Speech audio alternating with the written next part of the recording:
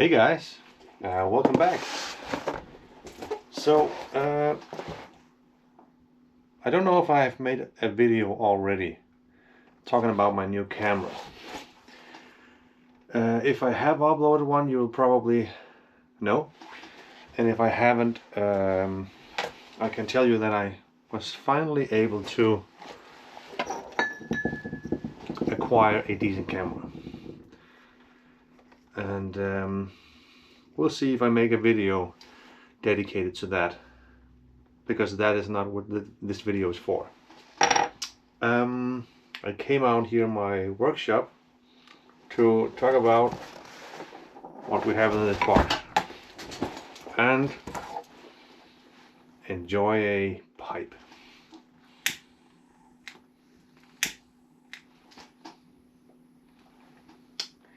This is my Savinelli 673, which was at one point my most smoked pipe and my favorite pipe. And it's funny that a pipe that you once were smoking, or at least you wanted to smoke it all the time, that it can actually go a little bit in the background for some time.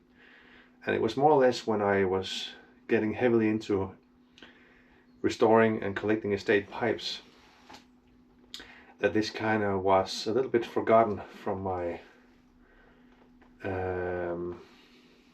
attention. But this is still one of my favorite pipes, but maybe my technique just evolves. The reason that I was really enjoying it at first was this rather large ball, apple shape, that is just really comfortable, and it's kind of heavy and it really sits nice in your hand. I really still enjoy that. What I come to enjoy more is the stem. That I really like the fishtails, where the stem is very flat and the flatness, so to speak, is continuing further into the stem. And on the 673, this one, the stem gets really thick pretty fast. So the bit that you are clenching on, if you are clenching it, is kind of thick and bulky.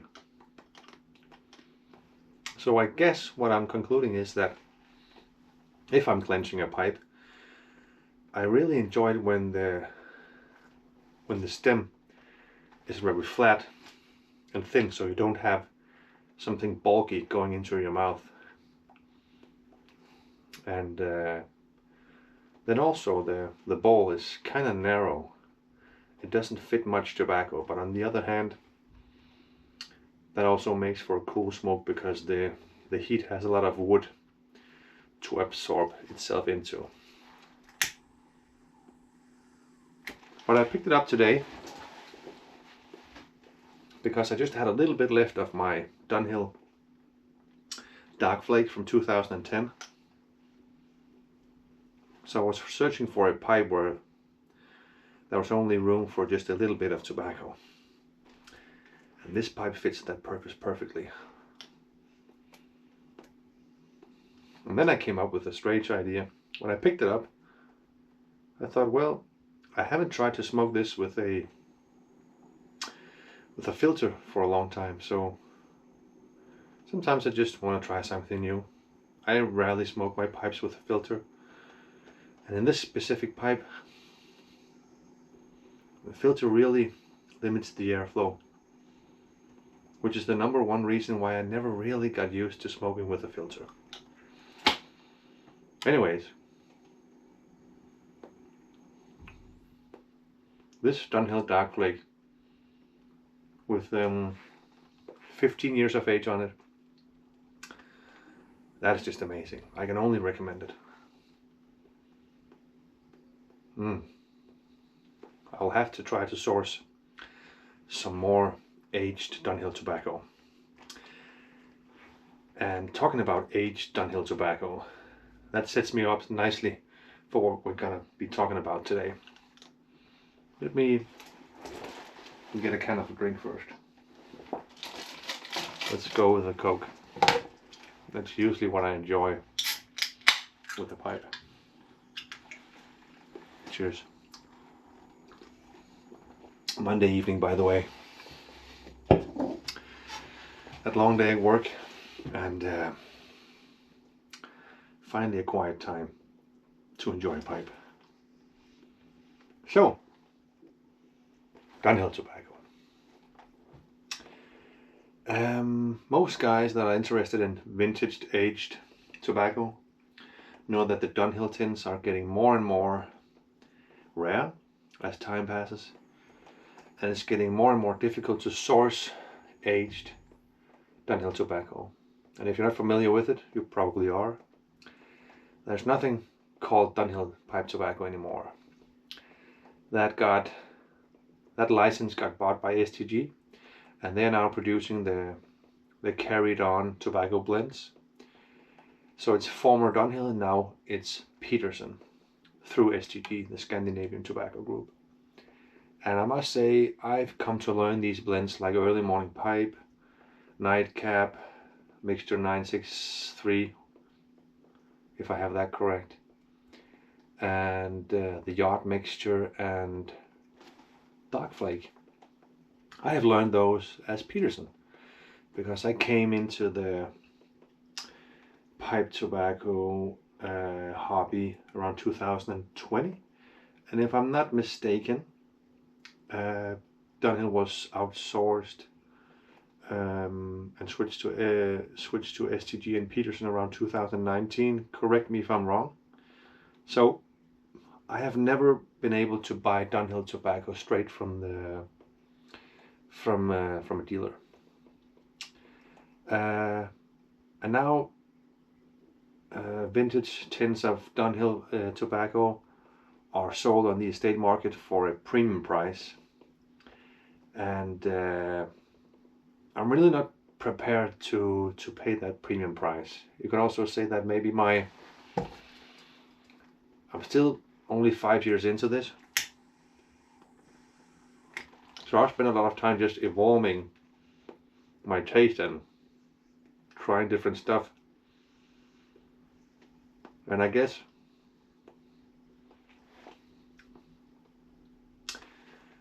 you could pay a premium price for an estate vintage Dunhill tobacco. But then again, there might be something else that I enjoy just as much, and then to pay more or less double price for that. Let's say that I have a Dunhill tobacco that was my overall favorite, and that was 90% of what I was smoking. I would kind of have to source some. But yeah, I'm too much also focusing on trying to get good deals when I'm trading both tobacco and pipes. So I'm also kind of I feel like I'm on the wrong side of the trade if I'm the one paying the premium price for a tin of tobacco. I'm really not prepared for that.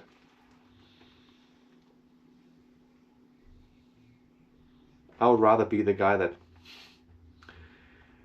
was smart enough to buy some tins before it got discontinued, and then 10 years later selling it for a good profit. I think that is the smart way to do it. And yeah, anyways,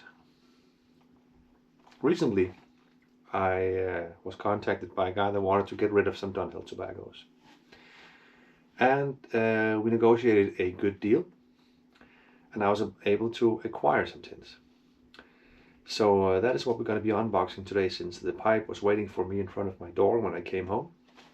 So I'm very excited to show you the first Dunhill pipe tobacco tins that I have been able to acquire. And I will hang on to them for some good time, and I will probably smoke some of it, because I really enjoy some good tobacco with some good age, around 10 years of age. So I'm very interested to finally see the age of these tins, and if they are in the condition that I'm hoping for.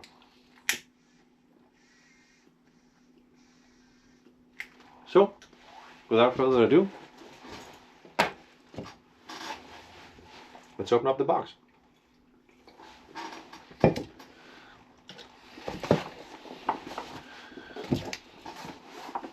It's kind of heavy, so at least a few tins.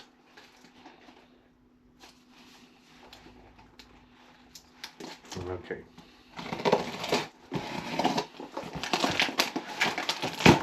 Let's see.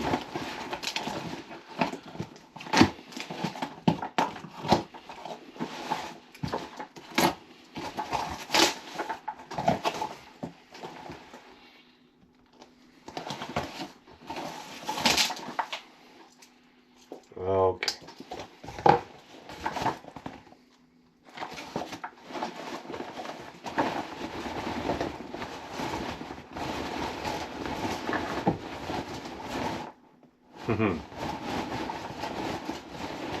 The guy put it in some kind of cloth bag or something.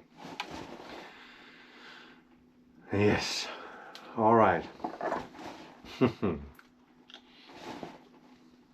I think I got lucky, guys.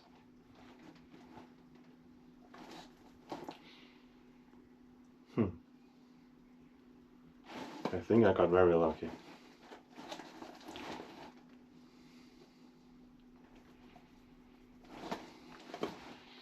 Is it me, or are you all the time worried when you're doing a trade with someone that you don't know, that you might be getting ripped off?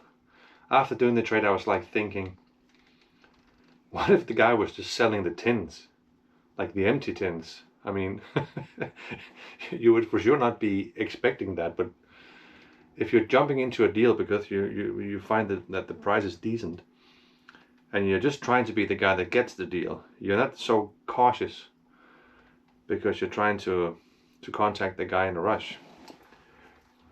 So now I'm sitting with a tin in my hand. I'll show you everything, of course, but I'm like, has this been opened before?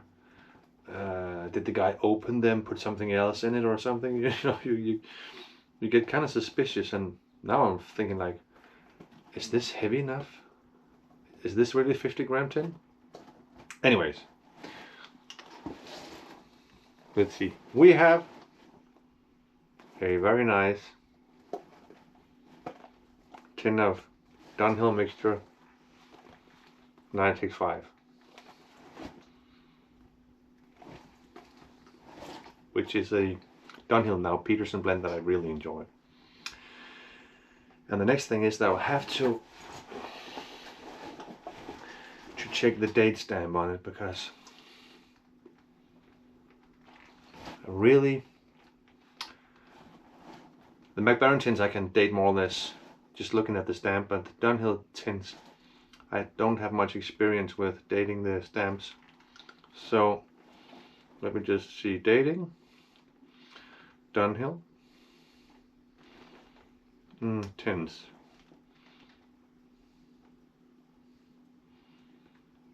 I had a link.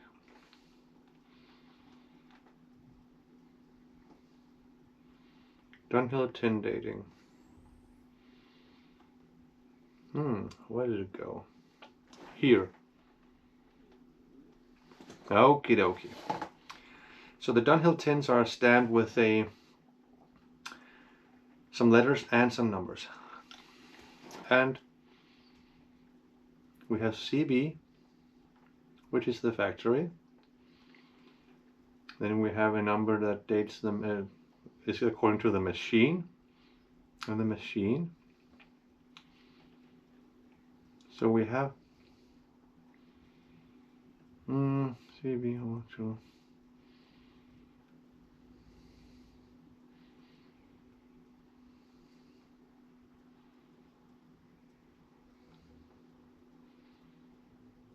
Okay.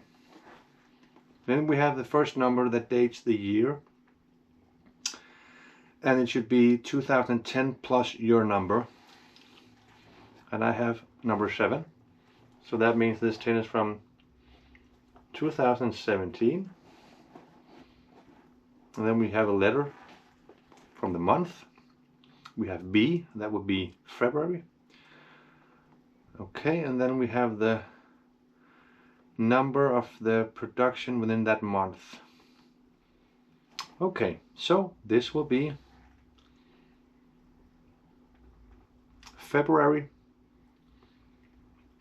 31st, 2017. So that is 8 years of age. Very nice. And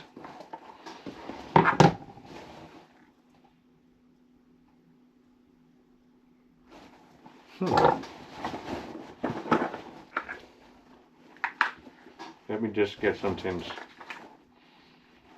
Number 2. Number 3. Number 4.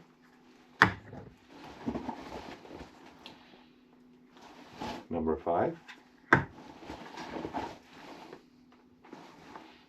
6.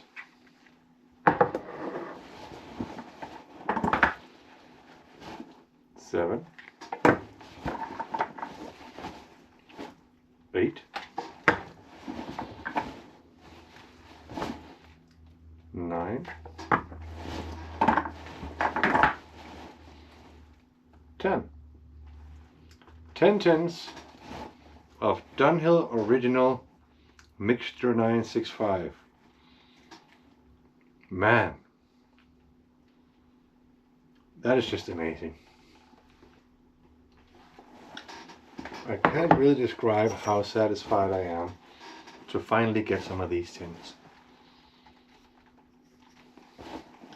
I mean,